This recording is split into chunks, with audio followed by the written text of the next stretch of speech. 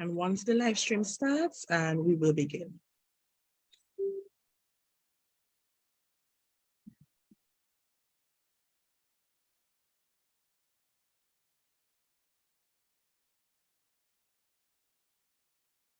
Good night, everyone, and welcome to tonight's session on endometriosis with She is Lotus and the Center for Endometriosis Care. Tonight we have with us Dr. Jose Eugenio Colon. Doctor, if I am mispronouncing your name, please correct me. Okay, don't worry about that. He is a leading high-volume board-certified surgeon at the Center for Endometriosis Care, and you can find them online at centerforendo.com. They are on Facebook and they are on Instagram, so follow the pages. Who specializes in laparoscopic excision of endometriosis and advanced minimally invasive gynecologic surgery. He rejoined Dr. Sinovo at the center in early 2023 from his role as the director of the SLU Center for Endometriosis and an assistant professor in the Department of OBGYN and Women's Health in the Division of Minimally Invasive Gynecologic Surgery at St. Louis University School of Medicine. A foremost endometriosis advocate with an interest in improving the landscape of care through his vast efforts, he is also especially dedicated to improving access in under-resourced and the Latin American communities, and to that end, continues to serve patients in the Dominican Republic, as well where he is part of the EFS Gynecology and Obstetrics team in Santo Domingo. Dr. Colon continues to teach globally and has trained many other physicians in the meticulous excision of endometriosis, including from the diaphragm, ureters, and other vital organs. Dr. Eugenio Colon has contributed to countless publications and research studies on the disease and is renowned for his sincere compassion, patient dedication, and disease expertise across the global endometriosis community. We welcome him to tonight's session, and I am your host, Odelia Thomas, founder and director of She is Lotus, St. Vincent and the Grenadines.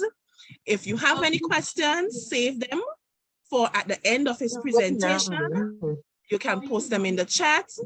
You can raise your hand at the end of the sessions, and our moderators will acknowledge you and you can ask your questions. So welcome everyone, and let's have a good night. Over to you, doctor. Hey guys, my name is Dr. Eugenio. Basically, I've been focusing on endometriosis for not as long as one of my mentors, Dr. Sinervo, has. But kind of my journey is I grew up in Dominican Republic in the Caribbean with grandparents from Curacao. So I have a very big affinity for all my people on the islands, in the Caribbean, and also in Latin America and Central America, because we're all one population. So after growing up in Dominican Republic, did residency, I worked in Dominican Republic for the fire department after I graduated med school. So I had a lot of crazy odd jobs. I went to hospitals at the border with Haiti, did a lot of different work in the community back home. I decided I wanted to have a different set of training experiences, so that's why I decided to come to the U.S., where I trained in as an OBGYN in New York. New York was a experience. It was a great thing because I was able to continue working with a lot of immigrants, a lot of Hispanic and people from the Caribbean. So it was a beautiful experience for me. After that, I went up a little north and I went to Providence, Rhode Island, which is like little Dominican Republic as well, because there's a big population of people from Dominican and also from the islands as well. So I was able to stay kind of in that environment. While I was a general OBGYN in Women and Infants Hospital in Rhode Island, I had wonderful experiences, but one of the experiences that I had that changed me was when I actually met a patient that had horrible endometriosis. And I was not able to treat her properly. I was not able to get her relief. And I did everything that the book basically told us to do, just medications, go in, burn some stuff, drain a cyst, try to take it out. If not, give her more medication. Stuff didn't work. Well, it's not me, it's you. Unfortunately, I was one of those guys, and that it was the patient came back later on, and I want to go into that part, that sad part of the story. But I mean, she came back later on, and after a failed suicide attempt, and we had a really long conversation in which I felt horrible, but that was my wake up moment in which I realized that, hey, like general OBGYNs are not equipped to treat patients with endometriosis. So I realized my own limitations. And after I was already teaching residents and students for 4 years in Rhode Island in a very great place, like the Women and Infants Hospital for Brown University, I decided to go back for fellowships. And fellowship, which I was told by a lot of my colleagues, like, why are you crazy? Like, you're already a good surgeon. You don't have to do you don't have to do surgery in endometriosis. I mean, you don't have to do anything to know how to do surgery on endometriosis.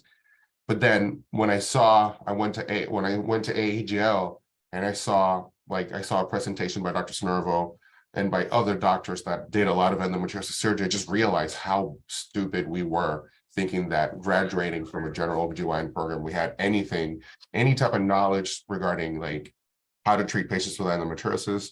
So I did fellowship, which was very contrary to what my colleagues were recommending, but I was happy because I learned how to do proper surgery. I was able to meet Dr. Snervo. And then after I finished fellowship, I stayed with him for some time. Then I continued to practice in St. Louis with one of his past fellows, Dr. Young, and where I continued to practice for 5 years until I decided to come back home. And I'm back here in Atlanta. So that's a really happy ending for me. I should say it's not a really happy ending. It's a really happy beginning. Okay, but now moving on. So guys, we've known about endometriosis, or there's been descriptions of endometriosis in books from like early in history. Like Hippocrates back in 500 BC started talking about endometriosis, and Plato even described it as the suffocation of the womb. But Hippocrates did talk about it in which the womb was actually running away from the man, and that was the reason why women were having issues with infertility. Oops, sorry about that. 1 second.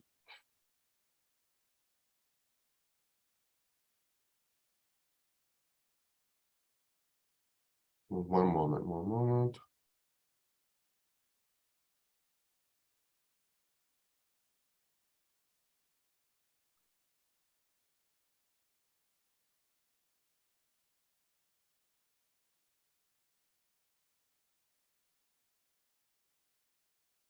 So again, so then that's kind of the reason why the uterus running away from men was kind of the reason why, because of the fault of the woman, was the reason why they weren't getting pregnant, right? So since the beginning, we know that any problem, we were blaming women, right, in medicine.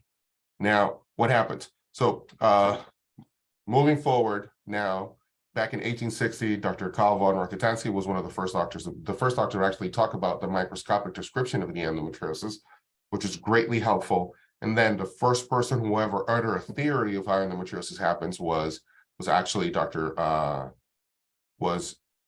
Sampson. Okay, and that started back in 1927 when he gave us this theory that is extremely controversial. And it may explain why some patients have some endometriosis, but it does not explain why most of the other endometriosis or the reasons for endometriosis that we find in patients, which is the theory of retrograde menstruation. So one of the first things that we must ask ourselves when we're seeing patients for endometriosis is the following: are killer cramps normal? And the answer to this should be a resounding no. We've had so many patients. I saw a video recently of a woman that's a group of patients or friends that are dancing in the beach, and one of them just tells the other one, "Hey, I think you're staining your bathing suit." And she goes, "Oh, I must have gotten my period." So that patient that person was experiencing what every woman should feel. Like, you don't even know when your period is coming. Like, but there are, as you guys know, people that are suffering from endometriosis, it's almost impossible because like a couple of days before your period, your uterus is knocking down there and saying, "Hey, I'm on my way." So you know that you start having all these symptoms way before you even start seeing any type of bleeding. And unfortunately, for some patients, that can even happen 10 days before they see their period. So they have pain or problems or discomfort 10 days before the period, 5 to 7 days during the period, and 1 or 2 more days after the period. So at the end of it, so for 15 days of the month, or 15 to 17 days of the month, they're having some conversations with the uterus and their periods, which can be very, very horrible to some women. So as we know, the prevalence of endometriosis, and I'm going to try to run through a lot of these because we've talked a lot about this before as well, so that we have time for conversations later. But the prevalence of endometriosis, as we know, is approximately 1 in 10, even though there are some studies that are kind of coming out recently talking about that it's most likely higher than that. Now, we know that the World Health Organization has, and back in 2021, did talk about the fact that approximately 190 million women are affected. So when we talk about 1 in 10, it's extremely high, right? It's a disease that is as common as diabetes, and most people know somebody that has diabetes. And because of that, it's very easy to infer that most patients know, or most people in the world know somebody that would have endometriosis, right? Me, myself, growing up, I had 2 friends that were in high school, and I love them, and we're great friends till today. And I've had the pleasure of seeing them now as adults and being part of their life and their journey. But when we were back home in school, in high school, like I was part of the joker saying, "Hey, I have my period, I can't take my test, or I can't come in today," because we saw the way that their periods affected them. So we stupidly said, "Oh, me too." And then, I mean, I love that I was able to be part of their journey full circle. And I love them so much that, I mean, one of them was able to come here to the CEC, and the other one underwent also really good care. And I was part of her care for endometriosis as well, which actually filled my heart significantly. But 1 in 10 1 in 10 patients in the world, or people in the world, are left-handed. So it's extremely common. And guess what? There's another thing that's 1 in 10. 1 in 10 men in the world have herpes type 2, the genital one, right? So it's very, very common. So now it's important to understand that there's been several studies that for such a long time we've known about this, right? So we know that when studies talk about like the prevalence of endometriosis in adolescent girls with chronic pelvic pain, when they do not respond to therapy or for treatment, which is in this case is anti-inflammatories, birth control, and some of these things, their incidence of endometriosis is significantly higher. And these are studies that were been published like back in '97. So we've known for some time about this. We also know that unfortunately there's a massive delay in diagnosis in endometriosis, right? On average, before it was like back in '96, there were studies that were talking about a lag time of 11 years, plus or minus 9, depending on where the patient lived. Now, thank God, with the advances of social media, it's usually more 2 to 3 years for adolescents and around 5 years for adults. So us trying to promote the education of endometriosis, trying to promote the education on what menstrual health is, and all the efforts of you guys also out there have actually contributed significantly to decreasing the lag from time of onset of symptoms to time of actual proper diagnosis of endometriosis, right? So all these things are very, very important. Now, one of the things studies have also been talking about for quite some time is that the more that what we should do, especially doctors that are focusing on endometriosis, is educate the other providers that are not necessarily focusing on this, so that we can decrease and tell them when the general GYN physician should be referring to infertility, to endometriosis specialists, right? So we also know from a long time as well that there's been a big association between endometriosis and infertility, right? There's 25 to 50% of women with infertility have endometriosis, and 30 to 50 women with infertility. 30 to 50% of patients with infertility may have endometriosis, even if they don't have a horrible period, right? So it's super important to know. Now, because of this, there's an association between what's called subfertility, which is basically around 38%, and patients with chronic pain, right? Patients with chronic pain that are suffering for infertility, the link to endometriosis can be as high as 87%. So with or without chronic pelvic pain, or with or without horrible periods, endometriosis and infertility are highly associated. So when patients are having infertility issues, I personally believe that they should have an evaluation of what is the reason that they're infertile. And if it's endometriosis, they should undergo surgical treatment of it before they undergo in vitro fertilization or any of these things. Because we do know that endometriosis can cause miscarriages, like the quality of the eggs that are retrieved when you go into undergo IVF is significantly lower. So instead of doing all these things, we should basically be focusing on removing the issues that are causing the patient to have infertility, and later on working on improving their fertility in other aspects, right? So we also know that if you have endometriosis as a woman in your family, the other family members of yours have 7 to 10 times more likelihood of having endometriosis than any girl in the general population. And in most of the cases, the severity also increases. Many times I've operated on the mother at around 40 to 50 age, and then I operated on the daughter at 20 and on the youngest daughter at 15, and all of them may have endometriosis. So the good thing is that because the education that we're doing lately, we're able to get these patients sooner and sooner. The youngest patient that I've done surgery that has endometriosis has been 13 years old. So these things are important because we believe that if we get to them when they're young and we remove the disease when they're young, we will be preventing, and we're following all these patients. We're going to follow all these patients for a long time because we believe that when we do this, we're preventing like multiple complications that can happen from long-standing endometriosis, right? So the question of the night, what is endometriosis? So the endometriosis is a tissue that is it's different from the endometrium. The endometrium is the inner lining of the uterus that grows, holds, and sheds during your period in response to the hormonal effects of your ovaries. The ovaries have one function, and that function is to create a cyst. So it's super funny to me when I have patients tell me like, doctor, I have ovarian cysts, because the answer to that is congratulations, right? Every woman that starts from the moment that they start getting their periods to the moment that their period ends or they go into menopause is having ovarian cysts, and this is extremely normal. What is not normal is the type of cyst that you may be having, where the cyst is persistent for a very long time. Now, there are other cysts within the ovaries that are abnormal and can be associated to endometriosis, and that would be like in endometrioma. The issue with endometriosis is that this tissue that is growing outside of the uterus, it could be on top of the ovaries, on top of the fallopian tubes, on top of the bladder. It could be at the level of the rectovaginal septum. It could be right there at the posterior cul-de-sac, which is the most lowest portion of your internal abdominal cavity, where all this fluid pulls that back there. And it can actually, and this tissue is also hormonally responsive. And this means that your normal ovarian cycles of producing a cyst, producing estrogen, ovulating, producing progesterone, no pregnancy, progesterone goes away. All these cycles, all these hormonal cycles are actually affecting this tissue that's outside of the uterus, right?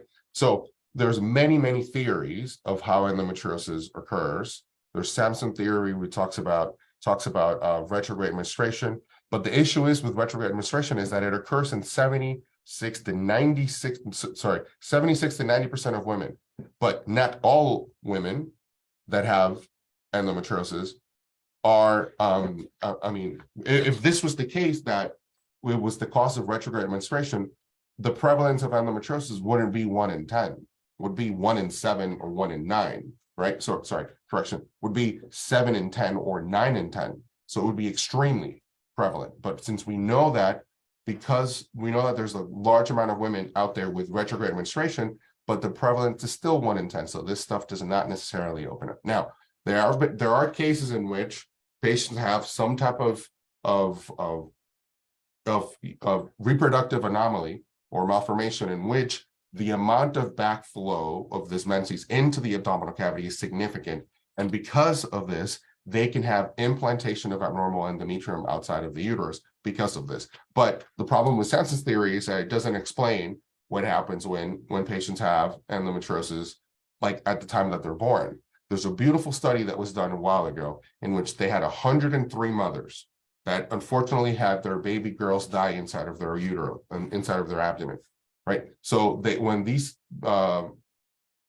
babies were delivered, they did an autopsy on them, and 9 out of 103 had endometriosis. So what does this tell you? None of these babies had a period, but they already had endometriosis. So this kind of tells you that patients can be born with endometriosis, and that's the one that I kind of hold more close to my heart. And they develop it as time goes on. But there are several risk factors that talk about and that increase or decrease the prevalence of endometriosis. And it could be early menarche, basically patients that have periods way before 11 years old. I actually personally see a lot of endometriosis in patients that start their periods as early as 9. It's incredible. Like I can talk to multiple patients in a week, and whenever they say that their period started at 9 years old, like it's almost, at least this is what I see from my own observation. But I see so many of women that have endometriosis start in their period, have a period at 9 or 10. Patients with short cycles, long periods, nulliparity, patients that have very, very heavy bleeding, some patients with congenital malformations, which we see a lot because they have an outlet obstruction, some family history, and different things. Now, there are other factors that kind of decrease the risk of endometriosis, and that's exercising at least 4 hours a week, using birth control, multiparity, breastfeeding, and in some obscure text, I found that smoking decreases the risk, but we're not recommending anybody start smoking in 2023, okay? Now, the clinical presentation. There's one thing that we need to keep into consideration when we're talking about the clinical presentation of endometriosis, is that the stage of endometriosis does not always correlate well with the symptoms that the patient is having, meaning not all women are equal. And because of this, it's very, very varied the way that the disease presents to the way that the patient is actually experiencing her symptoms. I've seen many a times when you have a patient that has stage 1 or 2 endo that have way more pain, a lot more symptoms than a patient that may have stage 4 endo. So it's very varied. So it's important to also keep in mind that some of these patients, when they undergo surgery by a person that is not an endometriosis expert, what happens is that they find one little spot and they may not identify to see if it's endo or not, and they just do a diagnostic laparoscopy, take pictures, say, hey, from afar, everything looks fine, and then the patient continues in pain. Then they come to us, we do surgery a couple of months later after the one that they did, and we find very early stages of endometriosis that were not identified because they can be very subtle, which is the importance to go to people that actually do endometriosis surgery all the time. And that's what it takes to be able to identify all the different lesions in the peritoneum. Now, this is a part that I kind of want to make sure that we emphasize it in this conversation, is like, how do you guys prepare to talk to your OBGYN so that they understand all your symptoms and they can document all your symptoms, so a light bulb is going to light in their heads and say, hey, maybe this patient has endometriosis, right? So I want you guys to start paying attention to multiple things. This is what I ask when I see patients. I talk about how about their periods. When does the pain start? How long before the period does the pain start? Is it a day or two or a week before your period? How long does the pain increase as the days are getting closer to your period? Is the pain worse the day before your period or 1 or 2 days after the period started? When does the pain end at the end of the period or a couple of days before it ends? Does this pain with your period, does it go to the right side, to the left side? So when you guys come into your GYN and then they see that you have a list, okay, period pain, and you have all the way that, and you're using all the things to describe it, it's impossible for them not to pay attention to you because you're giving them all the clues of, yep, my pain's going to my right side, it's coming down my leg, it's doing this, and it lasts for 3 days, so they can document all these things, right? Second thing that we need to talk about is sex. So how are you having pain with sex? And we have to differentiate if it's on insertion of the penis or is it deep inside, right? So these things can tell us different things. If the pain is superficial on insertion, we're talking about pelvic floor muscle, pelvic floor dysfunction, and that, while we're treating you for endometriosis and other things, it also has to like light up a light in your doctor so to understand that your pain may not be endometriosis only, that you may also have pelvic floor dysfunction, and that you need to go to pelvic floor physical therapy for a proper evaluation of this. Because even if they take away the endometriosis, if this is not treated, the patients will not experience significant relief. because pelvic floor dysfunction can cause severe pain.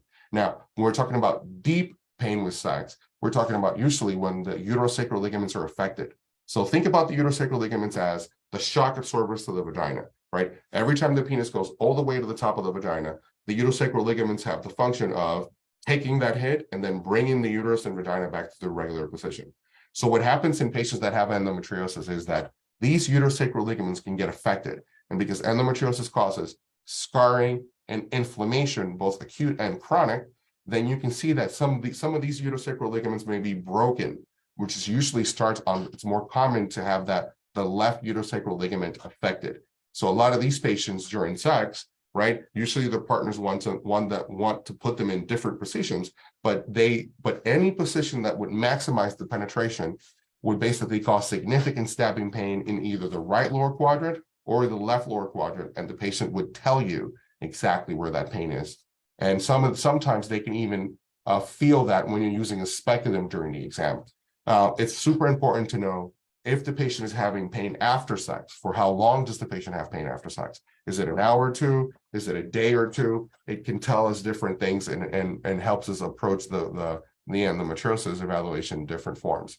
Now, again, the next thing that we need to jot down and pay attention before we talk to our primary GYNs is, so let's have a bowel diary, right? What happens to my stool during my periods? Like, do I have more constipation during the month, or normal stools, or more diarrhea during the month? And how does it change with my period?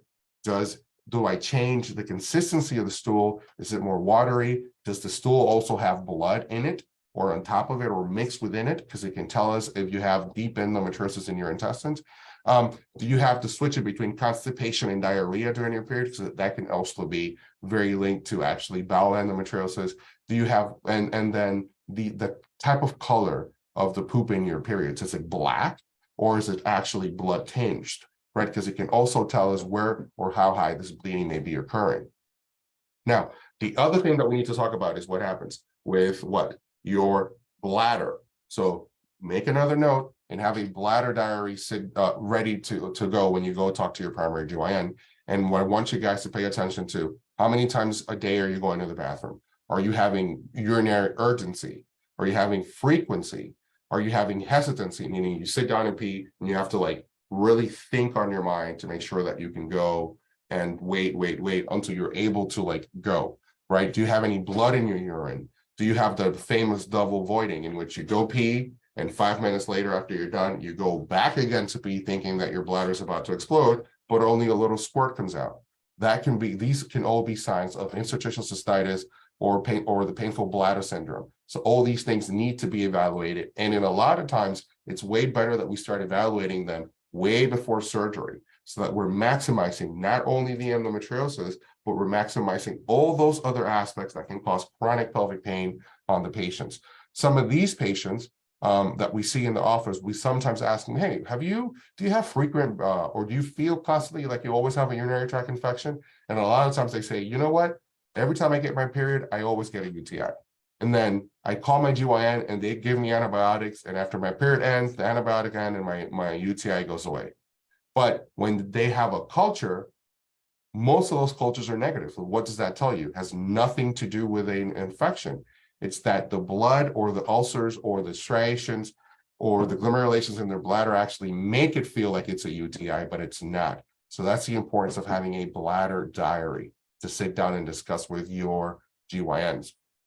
Now, other things that we discuss when we're talking to patients is what? We talked about to see if they're having fatigue, if they're having shoulder pain on the right side or on the left side, if they have a lot of if they're faint during their periods, if they have nausea, vomiting during their periods, or it's super important if they're also coughing and during their periods or have pain close to their ribs, because these can be things that make us do an evaluation for some type of diaphragmatic disease or extrapelvic disease, which is it's not that rare.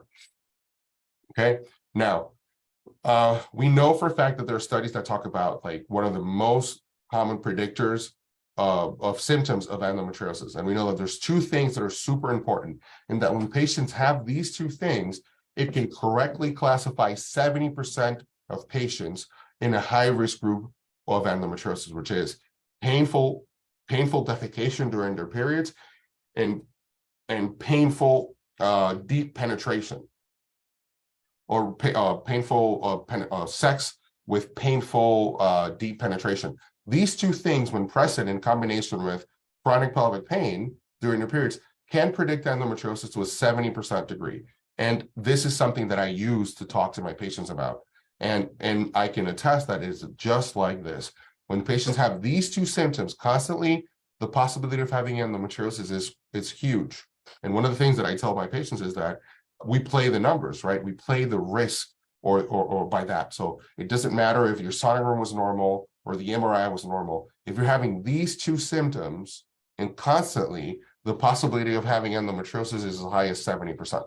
So in this patients, we would go in and remove a disease, and it could range from stage 1 to stage 4, correct?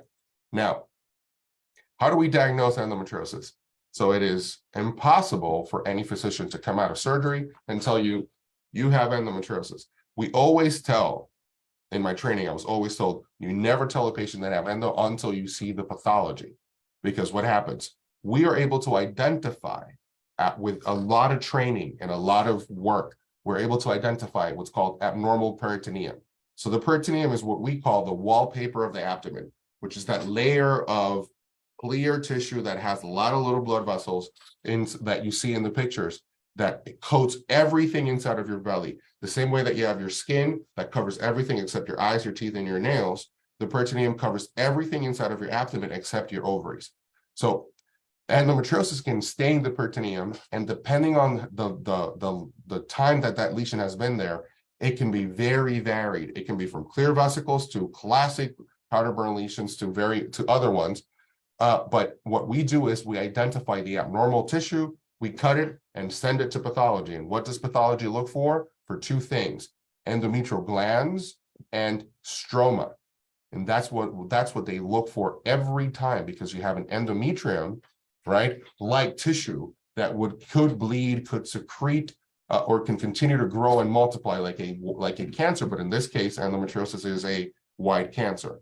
So it's important for pathologists to do this. Now, why is it important? Because it's also super important to understand that if you are undergoing surgery and you've been on medical suppression for a very long time, like one of these components, especially the glandular component of the pathology, may not be there. They may find or describe a lot of different stroma, but they don't have glands. Why? Because you have been suppressed for a very long time. So it's important that your doctor understands this and times your surgery properly, depending on the time that you started your hormonal suppression. Now, there are different types of lesions of endometriosis, as you can see. You can have lesions that are very, very whitish and like this, but you can have lesions right on top of your intestine, lesions really close to under the ovary, on top of the fallopian tube, and it could be very bland to very inflamed, right? So there's different types of superficial and deep lesions. Now, in one patient, you can have many, many different lesions. You can have what?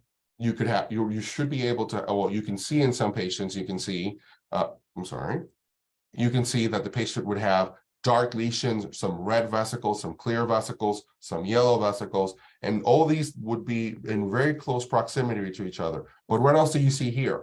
This has an increased vascularity, but in some lesions, you see that the lesions would completely occlude the trajectory of a blood vessel. So you see a blood vessel coming this way, suddenly it kind of disappears and appears back over here, because a plaque of endometriosis can actually compromise the trajectory of that little vessel, right? So there's been studies that have been done in which they show pictures of endometriosis or pictures of lesions of the peritoneum to doctors, right? And they found that when you look at the disease on a picture, some doctors could misdiagnose endometriosis between 10 and 90% of the time. So what does that tell you? That you cannot say something is endometriosis by just looking at it. Our goal as endosurgeons is identifying what looks abnormal in the plane, removing it safely, not burning the surface, but removing the whole thing safely and digging it out like it's a weed, and sending everything to pathology with the roots included. And then doctors that do deliver babies, do pap smears, do breast exams and all that stuff could get endometriosis wrong by looking at it up to 90% of the time. But doctors like me and other experts in endometriosis could still get it wrong around 10% of the time, which is why our motto is, if it looks abnormal, it's coming out, right? We want to take out anything that looks bad, but leave everything that looks good behind, right? Now, in surgery, what do? We focus on doing near contact laparoscopy. And basically, we want to look at everything. We want to look under the uterus, around the uterosacral ligaments, around the ovaries. We want to look everywhere to make sure that we're not missing any lesion of endometriosis. So in this case, where we're lifting the ovary up, we see that the patient has a retraction pocket, which is one of those signs that patients with endometriosis can have. They can have like a hole on the pelvic sidewall that can be caused by endometriosis. And when we go and look around these holes, you may find some lesions of endometriosis like this. Okay. Now,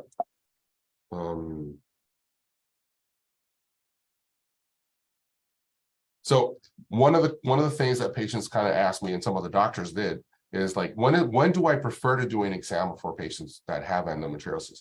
And unfortunately, the best time to do the exam is exactly during their periods. But it's very problematic because it can be a lot more painful. So then we have to use our judgment to see if we do need to do an exam or we don't, right?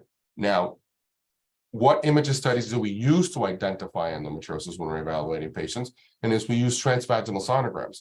My preferred method of doing a transvaginal sonogram is I have the patient do a transvaginal sonogram, but we give them a cocktail of medications the day before our visit, and we give them an enema, a rectal enema, an hour or two before. Why? Because I want to make sure that I have good slide between the rectum and the uterus, and I can evaluate the whole anterior surface of the rectum and sigmoid in some cases, so that I can see if they have nodules deep there. And that is a very big difference, because most patients that get a sonogram, they just put the probe in the vagina and they go, well, your uterus is this size, the ovary is this size, but they don't evaluate to see if the things that they're seeing are moving or are stuck to the other things. If everything is moving in a block, you know for a fact that things are stuck, and that can cause severe pain. Some patients will need to do an MRI or a CT scan. I love to having patients that I think or find some abnormal findings to have colonoscopies, because that way we can see exactly how this is affecting the lumen of the bowel. Because imagine having a lesion at the top surface of the rectum that basically can constrict the rectum. So that would decrease the lumen of the bowel. So when feces is coming through, but the lumen is small, it can get stuck. So what comes around the feces? Water. So they would have the switch between the lumen is blocked from poop, but then water comes around it, and you have massive diarrhea, and then again poop, and then constipation, and then after the constipation, another bout of diarrhea, right? So that is very important to identify, and it's one of the reasons we need patients that, especially the ones that we believe may have stage 4 endometriosis, to undergo colonoscopies. So this is more for physicians, or for other providers, but there are great lectures online that talk about, like, what do we find in sonograms? And one of the things that we do, for example, is what I'm doing is what this doctor is here, Dr. Young, is actually doing a sonogram in which we're seeing that the bowel is not stuck to the uterus right over here, okay? And that's kind of why we're doing this. And as we have the probe in the vagina, we're pushing also on her belly to make sure that things are not moving together, but they're just sliding. And this is called the uterine slide sign, okay? Now, the classification. So the classification of endometriosis is what it is. And now, thank God, AJL has come up with an app for us, and it's way easier for us to classify patients under staging. And it's very, very, very ideal. Now, but what we always use is basically the ASRM classification, and it has a good side and a bad side. So the good portion of it is that it's like painting by numbers, right? When you have this graph, you see the uterus, you see the ovaries and fallopian tubes, and you would kind of draw and make lines, and then give a number depending on what you found at the time of the peritoneum, and you can classify between stage 1 and 4. And so when another doctor picks up this page, the other physician would be able to say, okay, So she had this and this degree of endometriosis here, and it was this deep, and it was stuck to this fallopian tube or the valve, right? So it's great, like painting by numbers, so another doctor can pick it up and automatically make it have a mental picture of what did the first doctor find in her surgery. The bad part about it is that there's absolutely no correlation between pain and pain or infertility, right? So that's kind of the bad part about it. Now, treatment options. So how do you treat endometriosis? So when I talk to patients in the office, I kind of talk to them about either medical or surgical treatments. That's how you treat endometriosis. Now, but the issue is that medical and surgical treatments have two different goals. Medical treatment is palliative, meaning they just want to make things a little bit better now. And surgical treatments it's curative because you're removing the disease from where it's located. Now, studies like this, right, that have been published a long time ago, talk about does hormonal therapy or the treating patients with hormones, if they feel better, do they have endometriosis or don't they have endometriosis? So this study basically gave birth control to a group of patients that were suspected to have endometriosis, right? So they took all of them, they divided them in two categories. Those that, after being given birth control, their period pain improved, were classified as responders. And those that, after being given birth controls, their pelvic pain did not improve, were classified as non-responders. So all of them underwent surgery. And what did they find? 67% of the patients that responded positively to having their pain decreased with birth control had endometriosis. And 68% of patients that did not respond to taking birth control when they had surgery also had endometriosis. So what is the basic of this thing? It tells you that the response to positive or negative to birth control does not rule in or rule out the possibility of having endometriosis. Now, with this said, like, what is the goal of medical therapy, right? And it's not that we're not opposed, it's that we need to understand what is its goal. And the goal is to basically cause a state of low estrogen in your body. So that state would then decrease the arachidonic acid conversion, which is very important in decreasing prostaglandins, which also it's very important in inflammation, right? And basically it's to prevent this massive inflammatory reaction that you have in your pelvis, which if the inflammation is improved or decreased, then what do you have? Improve in your pelvic pain with your periods and improved in your chronic pelvic pain as well, right? And that is the thing. Their goal is to decrease the inflammation and decrease the pain that you experience because of the inflammation. But guess what? When you stop the medical therapy, the disease, it's still there because medical therapy does not remove disease, right? Now, does hormonal treatment of endometriosis prevent the progression of the disease? Maybe not. There's not a single study that I've ever read saying, hey, if you could put a patient on birth control after being treated for endometriosis, this will prevent the progression of the disease. Now, with that being said, when there are certain patients that after surgery, we may consider to put them on birth control. And these patients are usually the patients that have endometriomas, because the rate of recurrence of endometriomas is extremely high when you compare them to removal of the peritoneal endometriosis, right? So now, does hormonal treatment of endometriosis prevent the recurrence rate? Maybe not, right? Other publishers found that 46% have recurrence but this is when they underwent ablation, right? And we do know that ablation is not removing the roots of the disease. So that is a suboptimal treatment that should not be done. But that recurrence was there even when the patients were using postoperative hormonal suppression. So what does this tell you? Ablation is not a proper way to treat endometriosis, right? So does hormonal treatment help fertility or infertility? Absolutely not. It doesn't matter. You can diminish the inflammation of the patient massively, significantly, but this will not necessarily improve the chances of fertility, because the chances of fertility can be because of obstructions of your fallopian tube, obstructions, the amount of massive inflammation that your pelvis has may actually be able to kill the sperm, kill the egg. We do know that in chances of patients getting pregnant that have endometriosis, they have an increased risk of miscarriage. So all these things are very important that the patient understands. So we do know that there's a specific role in laparoscopy, right? And that it's very important that we explain to the patient that response to empirical therapy does not confirm the diagnosis of endometriosis per se, right? Now, is laparoscopy effective in treating pain associated to endometriosis? The response to this is a resounding yes, right? Now, surgery. So for surgery, the treatments of surgery are very different things that you can do with surgery, right? So there's a lot of studies that talk about excision versus ablation. And for what I've just said, I'm not going to get into this, but we do know for a fact that excision is better. In this study particularly, they did both treatment and both excision and ablation improved painful periods at 6 and 12 months, but excision was way better at improving painful sex at 6 months. But the study does not talk at all about the repeat rate of surgery in some of these patients, right? So now what? So how do you treat some of these patients with endometriosis? What we do is we pick up these lesions away from the peritoneum and from its surrounding structures, and we start cutting around them with a CO2 laser so that we can remove it and send everything to pathology. In some cases, like this one, when we find endometriosis right on top of the fallopian tube, I'm going to advance this in the interest of time. When we find endometriosis right on the fallopian tube, like you can see. I don't use it online. I don't use it online. Hello? Oh, well, this is the fallopian tube that I'm actually grabbing from on top of this patient, right? And I'm seeing this endometriotic plaque.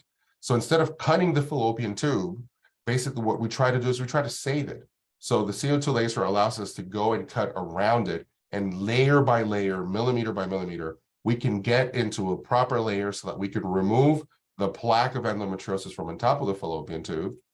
And it looks just like this after you're done, right? It looks beautifully pink.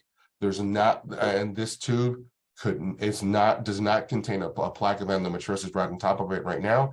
And the tube was saved, and this patient was subsequently able to achieve pregnancy without any issues a year later. So in some other cases, and some of the things that we fight a lot with not patients, but with other GYN providers or general OBGYNs is that if you have a patient that studies have shown, or when you go in to do her hysterectomy, that she has rectovaginal nodules or that their bowels are stuck, do not consider a success doing the surgery and being able to take out the uterus and leaving all the endo behind, and at the same time castrating the patient, meaning taking out the uterus, the cervix, and taking out her ovaries, and then knowing that she had extensive endo between the rectum and the vagina, don't start this patient on hormone replacement therapy. Why? Because then these patients come back and they tell us, doctor, I don't have a uterus, I don't have an ovary, I don't have fallopian tubes or a cervix, but monthly I get a period.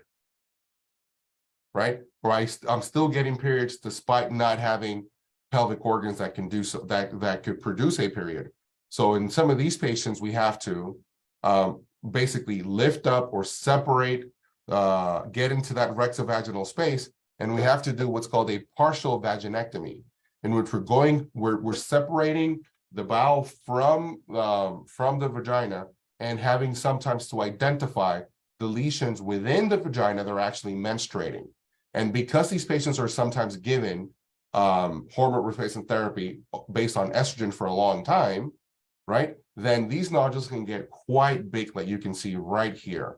So there's a huge nodule that I was able to take out from this patient, but that is not all, because after you do the surgery, then you're supposed to inspect the back wall of the vagina to make sure that she doesn't have other small foci of endometriosis in that area, because it would be really shameful to close her vagina up and a couple of months or years later, this patient comes back with another period from her vagina.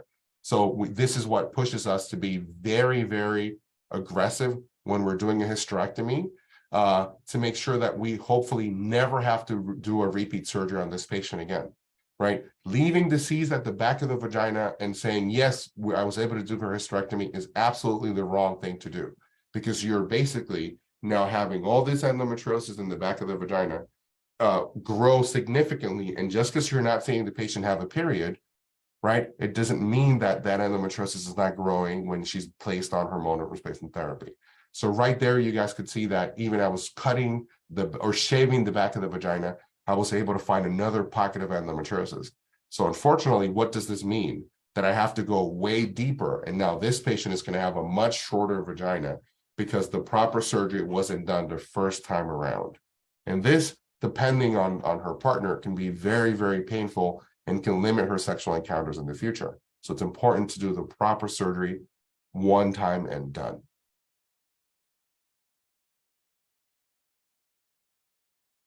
Sometimes when we're doing some surgeries for endometriosis, we find some pockets of endometriosis that are at the surface of the uterus. So right here, we have to identify some of these blebs and some of these and some of this abnormal vascularity on the front surface of the uterus. And as we're lifting, we're shaving them. And you can see here that black dot that came out. That means that I got into a little surface of a little pocket of endometriosis. So that makes me have to adjust and cut slightly lower and keep going lower until I can completely remove that plaque of endometriosis from the anterior portion of the uterus. But you can see, right? So having that plaque of endometriosis there and having that patient bleed into her muscle, that causes a great amount of pain. So with the CO2 laser, I'm able to shave and go layer by layer until I'm satisfied that the whole plaque was removed and everything was sent to pathology. Everything that we do, we send to the pathologist, and we have the pathologist confirm or deny our suspicion of endometriosis right there. So we cut, after we remove things like this, patients ask us, so when you go back in a second time, how does it look? So one of the things that we pride ourselves in doing is making sure that we're minimizing the amount of scar tissue formation after surgery. And this is how sometimes that tissue looks on the inside. This is her left uterosacral that had a nodule that was removed. She also had one from her right uterosacral and from the right of her rectum that was also removed. And years later, she had a repeat surgery. We asked the surgeons to look down towards the pelvis, and the surgery not related to her endometriosis, and this is what they found. So this makes us really happy because we know that when we do the proper intervention after the excision surgery is completed, we have a significant improvement or decrease in scar tissue formation in the patient, which is one of the most common causes of continued pain after proper excision surgery. Thank you, guys. Thank you, Dr. Cologne. Wonderful, wonderful, wonderful. We have a few questions in the chat. The first one, great question. Isn't surgery the only way to diagnose endo? So the only way to diagnose endometriosis is basically like by pathology. So you have to cut tissue and send it out. The thing is that there are some patients, for example, that have what's called rectovaginal endometriosis, like I showed you in the video recently, but some of this endometriosis can actually protrude all the way into the vagina. And you can see a nodule of endometriosis in the vagina, and you can definitely tell with a biopsy that that's endometriosis without having to do laparoscopy. Sometimes you can do imaging studies that show extensive disease, and that increases the high likelihood of endometriosis. But the only way to truly say a patient has endo is by laparoscopy and surgery. Now, if you do an MRI and you find nodules that are picking up or actually chocolate cysts within the ovary, then these are also high indications of endometriosis. But to actually have a proper diagnosis of endometriosis, you need pathological confirmation. So you need to have some sort of tissue, go to the pathologist, and come back as endometriosis. Great. There are a couple more questions in the chat. Komet, are there any questions on Facebook? I'll go to the next question. Hi, yes, there go are. ahead. Sorry Go ahead. about that. Go back and forth. Yes. So there was one that I saw. 1 second.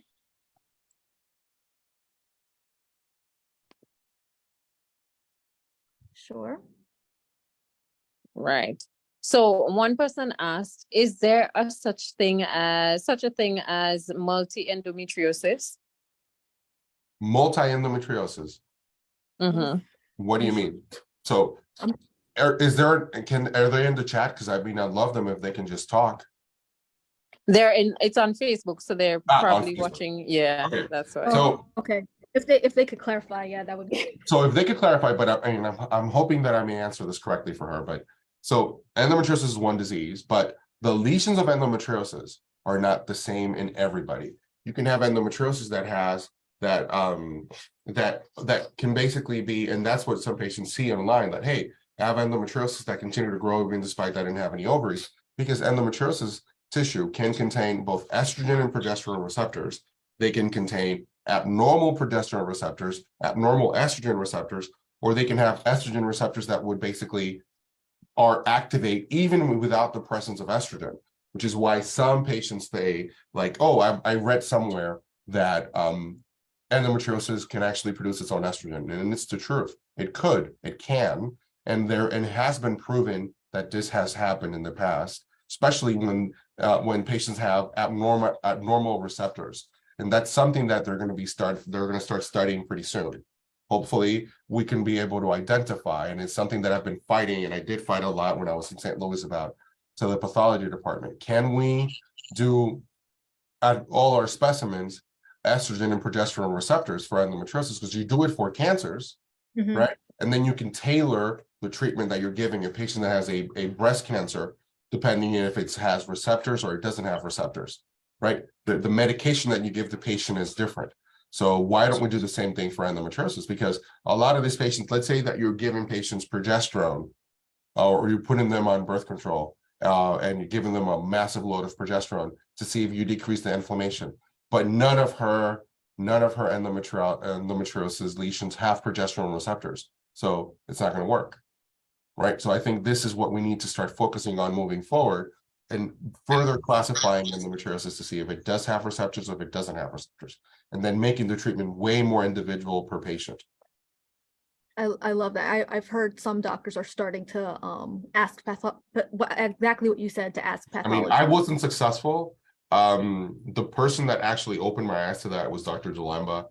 That's what I was gonna say. And then when he showed me some of his data, and I sat with him initially when he said, and it's a shocker, right? Because you don't think about this, but then when I sat down with him and we talked about this, and he showed me his data, and he has a massive amount of data on this, it made so much sense, right? Yep. So I went back to the university, and I went and I met with pathology department, but they're like, no, we don't want to add this to your specimens. But I think it's important, and I wish that they would, right? So we can basically individualize the treatment moving forward after surgery.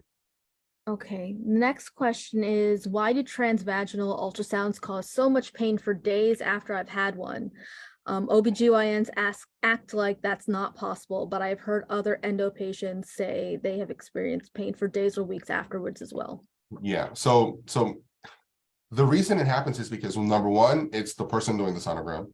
Number two is that, I mean, that's the plain answer. It's the person doing the sonogram. Because you could do a sonogram and try to cause the least amount of pain and go as slow as possible so that the patient is actually not suffering through this event.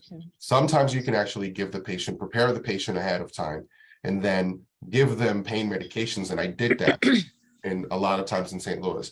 I would give patients, hey, listen, from our conversations, your pain with this may be really high. So I would give them Percocets or oxycodone before the sonogram to kind of blunt a little bit of that pain response that they would have at the time of the imaging. For example, we don't do sonograms on teenagers. We don't do pelvic exam on teenagers because we believe their pain, and we go based on their symptoms, not necessarily on their findings, because most of the time the sonogram is going to be normal. Right. So it's important who does your sonogram and how gentle they are. Now, that being said, a lot of the times, like we have to differentiate if the pain is deep inside when they're doing the sonogram, or the pain is at the entry of inserting the sonogram into the vagina, right? Because there are two different things. So what I do usually is sometimes separate the visit for the pelvic exam and the visit for the pelvic sonogram. So in the visit for the pelvic exam, I focus a lot on the introitus, on all the muscles, and we have a diagram in which we write 1 out of 10, 5 out of 10, and we talk and we work very in conjunction with pelvic floor physical therapy and pelvic floor doctors, or right, that are able to also improve the quality of health of the patient even way before surgery. I usually prefer them to go to pelvic floor PT on 1 or 2 sessions and build that good rapport with their therapist, so that while after surgery, they're also using those breathing techniques, those positioning techniques to improve on their pain, because it helps significantly, right? And that's the importance of it.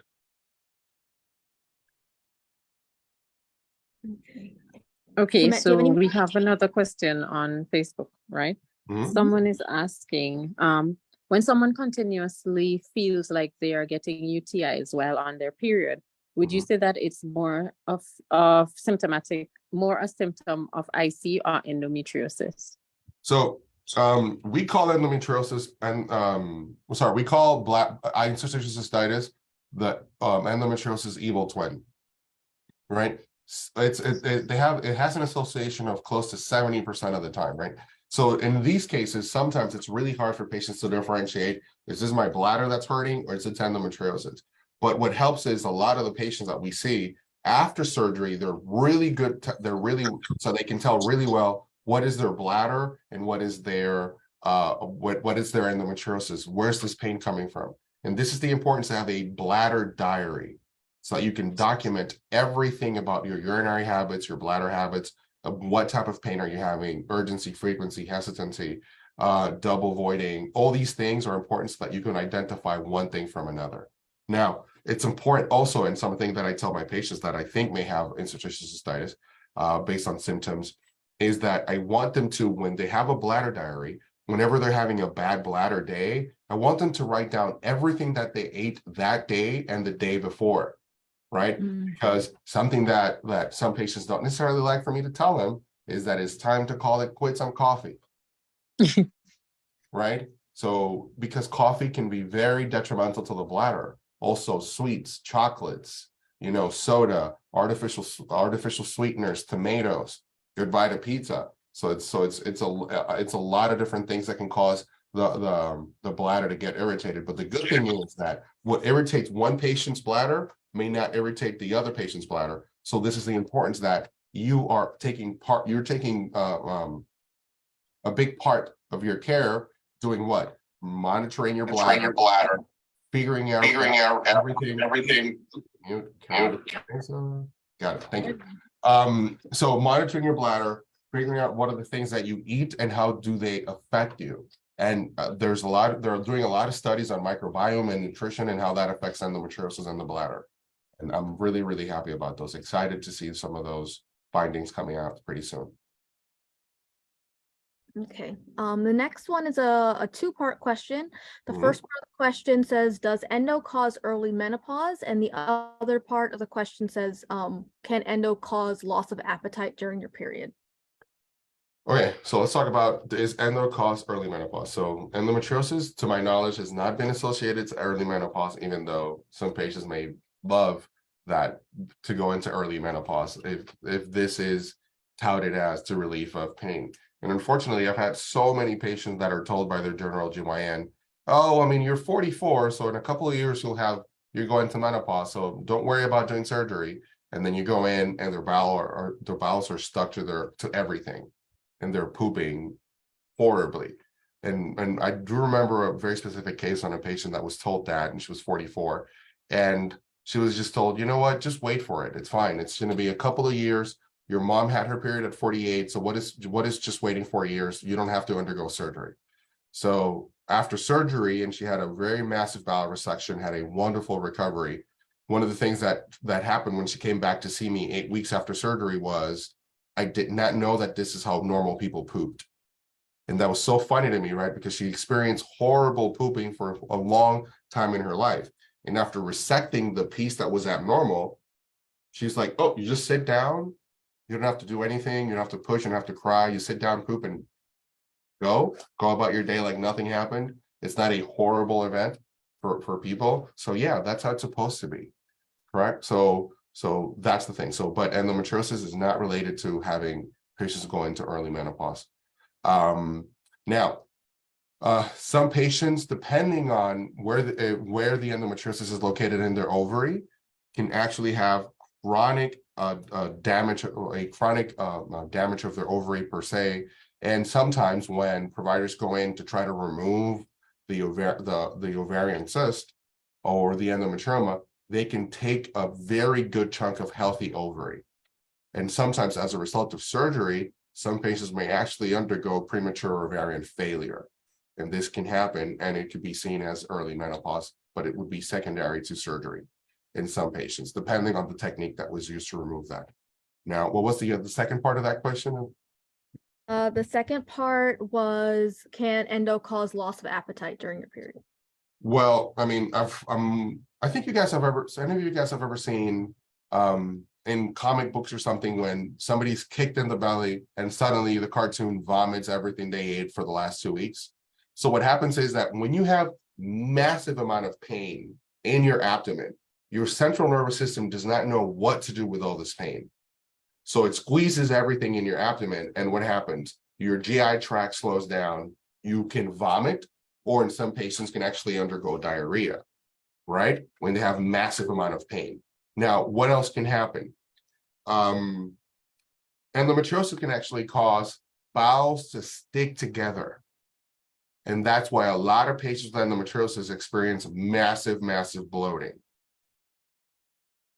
Right? Like you start eating and then suddenly like you feel like you have a 3-month pregnancy, right? And it happens usually the first couple of days before the period and maintains like that throughout the period, right? And I remember one story for something that I saw when I was a resident in New York, in which we were going to do surgery on a patient that had endometriosis.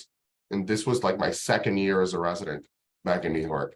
And I remember that the patient said something like, you know what, doctor, every time I'm about to get my period, my belly, it's full, like it feels super bloated. And my attending kind of looked at me weird, like, oh, she's lying, right? Or she's extra, or she was too much. And I mean, I didn't know, so I believe my attending at the time. So then we did her surgery and we drained like 400 cc's of inflammatory fluid from her pelvis. And the only thing that she has was endo. So she was walking with half a liter of inflammation in her abdomen. And that was kind of the reason why her belly was so bloated as well. So I was a believer from back then. I was like, Jesus, like how do you guys take, take this? It's horrible, right? But, you know, even back then as a second-year resident, I was told that she's just complaining, you know? So it's something that we did a lot of correction when we were in SLU in St. Louis University, talking to residents and educating them and making sure that they knew when patients had endometriosis and where to refer them to get proper care. So I was really happy about my 5 years at SLU because of that. Any other questions, guys? Yes, there's a lot more questions. Right. And the next question is, are there any non-surgical ways of getting rid of endometriomas? Unfortunately, no. Because an endometrioma, when it occurs, has a fibrotic capsule around it. So when we find endometriomas in sonograms, one of the things that we do is or when patients have abnormal cysts in the ovaries, one of the initial recommendation is, if you have a cyst, it looks a little bloody, it may be a hemorrhagic cyst or an endometrioma, you're on the fence about it, just repeat the sonogram in 6 weeks and then see what happened to that cyst. Did it grow? Did it become smaller? What happened to it? And a lot of the times, if the cyst became smaller, people used to tell me like, oh, it's great, it's smaller. And in my mind, I'm like, crap, it got smaller. If it's an endometrioma, what happens is that it didn't get smaller because of nothing. It got smaller because it started leaking chocolate fluid into the pelvis. And that chocolate fluid is the equivalent of pouring hot honey on top of your intestine. Because when we go in, we see that everything is stuck together, and those surgeries are horrible. So when you, and I know that there's a lot of studies and books that say the most common finding, sonographic finding of patients with endometriosis is a endometrioma. And that can be true, but by the time that they have an endometrioma, they have massive peritoneal endometriosis in other sites. So one of the things that I believe may have gotten me banned from speaking in certain countries and conferences was that I was bold enough to say that every patient that has an endometrioma, it is the fault of her GYN. because that patient has been seeing that GYN for some time and telling them about all their symptoms, and most likely had endometriosis in the peritoneum that invaginated into the ovary. And suddenly we have a magical endometrioma, right? So that's bananas. These patients are complaining about all these symptoms for years before they even develop an endometrioma. So when the endometrioma happens, oh, give them birth control. It's okay. It's going to go away. And then the patient can tell me, like, you know what, like 3 weeks ago, I had massive pain on this side where I had the endometrioma. And now, but the sonogram, when I went back, oh, it's smaller. Yay. In my mind, it's like, crap, it ruptured, it's spreading, let's go. Right. So that's kind of, it's a different mentality, because I know what having the endometrioma back there does. So we always want to, when we have a very high suspicion for endometrioma, we would go in. Like, for example, when I was in St. Louis, like if we saw a patient that had a massive endometrioma, I would cancel clinic so I can take him to back to the operating room, at least to remove that cyst before it spread. Like, even if they needed to do a bowel resection, but we would at least prevent that cyst from spreading and making things worse. So we would go in, remove the endometrioma, document everything, and then if she had diaphragmatic or bowel endometriosis, we would come back at a later date to do those surgeries. But at least we prevented the endometrioma from rupturing and spreading everywhere. Okay. What was the other part of that question, Adelia? No, I think that was That it. was the only part, yeah.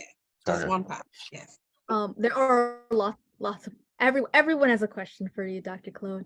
The next one is, can endometriosis cause polyps in the uterus or on its lining? So the inner lining of the uterus, it's not related to endometriosis. So you can, but these conditions can coincide. You can have endometrial polyps and you can have endometriosis, but there are different entities and different pathologies.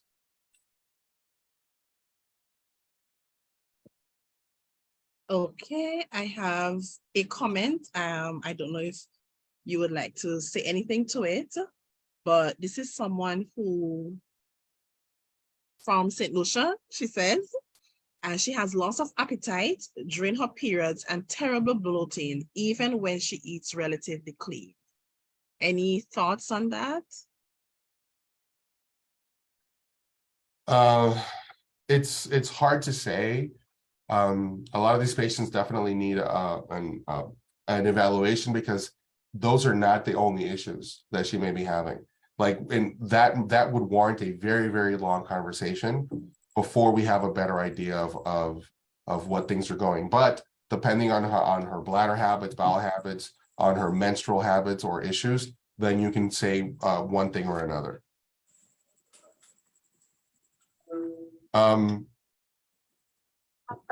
Yep. Oh, I'll go for the next one. I'll answer the second part of the question.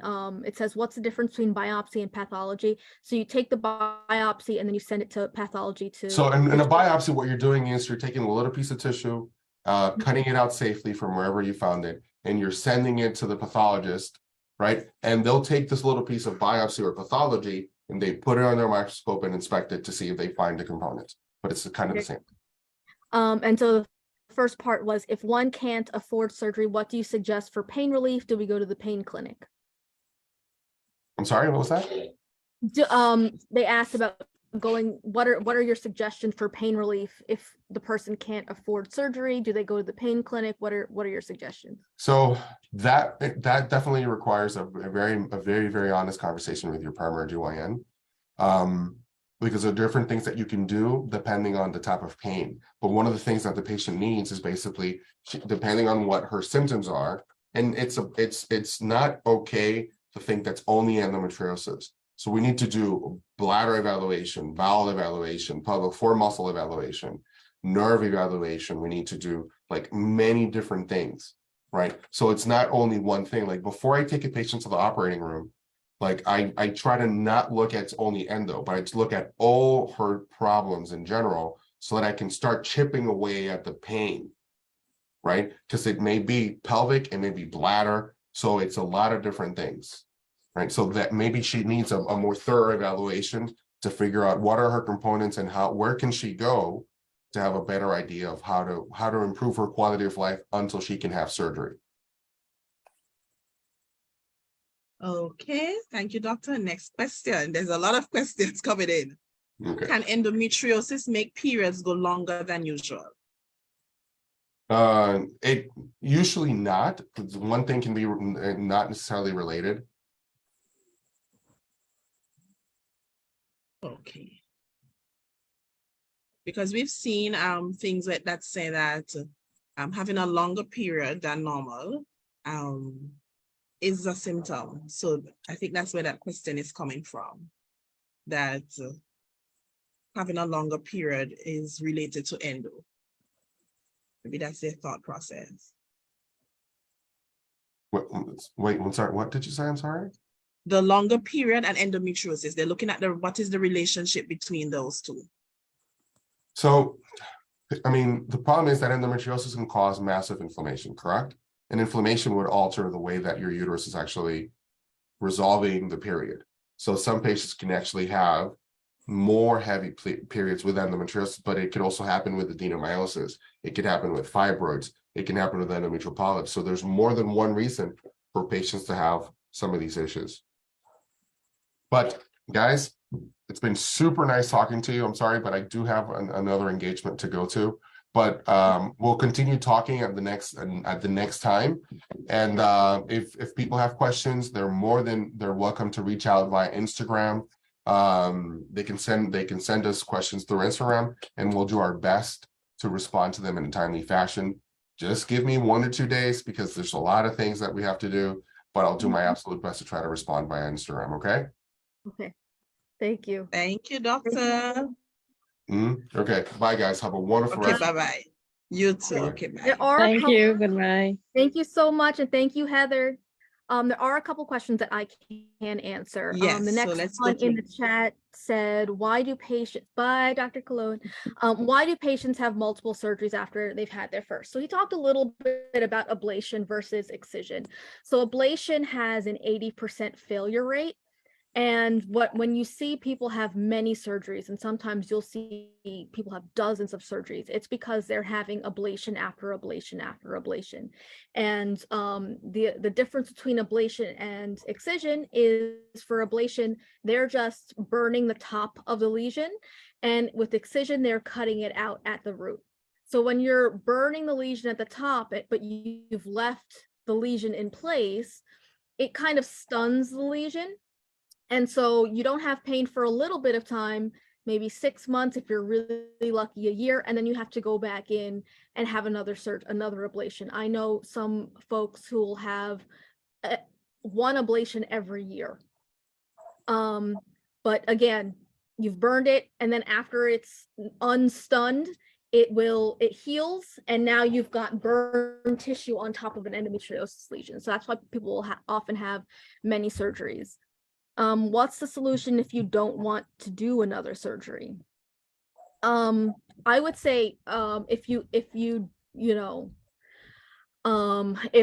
only option for you is ablation, try to avoid them. And they're, focus on the things that you can control, like pelvic floor therapy. I know in St. Vincent we don't have a pelvic floor therapist right now, but there are tools you can use, like Intimate Rose, and they have wonderful informational videos on how to do some pelvic floor exercises at home, either with or without a wand. Focus on an anti-inflammatory diet, acupuncture, maybe you want to do some birth control. There are lots of things that you can do to kind of put a band-aid on it. But the only thing that's going to give you a definitive treatment is expert excision. So, not all surgeries are equal. And so I understand not wanting to have another unsuccessful surgery. That's completely understandable. But the only thing that's going to make it, go away is to have it cut out at the root. I don't really have any opinions on Vyzan. It's illegal in America. So I know people in other countries really like it, but I don't have too many thoughts on it because again, it's not even an option for us here. Do you have any thoughts on Vyzan? No.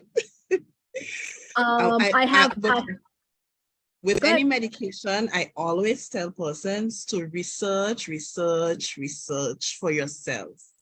Read Right. up on the pros and cons, read up on the side effects, and Mhm. always talk to your medical provider. Right. Always, because each of us, we are different, and what may work for me may not work for you. So research Right. and speak with your doctor. Always. And yeah, definitely really look at the side effects and see if the side effects are worth the benefit, the risk, do a risk benefit analysis.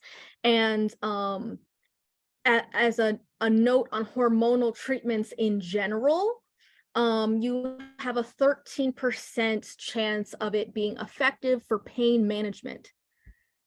So keep that in mind.